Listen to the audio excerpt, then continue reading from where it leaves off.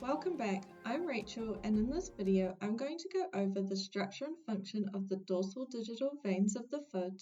Firstly, where are these veins located? The dorsal digital veins are located on the dorsal surface of the digits of each foot. If we look more closely at the veins of the dorsal surface of the right foot, we can see here highlighted in red the dorsal digital veins. Where do these veins originate?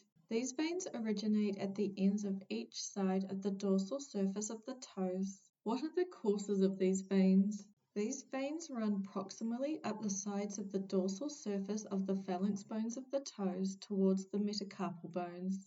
Intercapitular veins join these veins with the plantar digital veins in the clefts of the toes.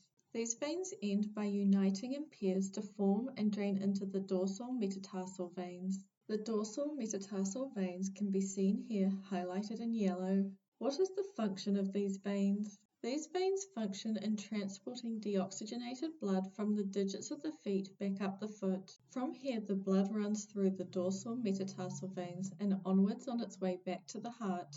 And that concludes this video on the structure and function of the dorsal digital veins. I hope you found it helpful. Thank you for watching. If you want to support this channel, please subscribe and check out more of my videos.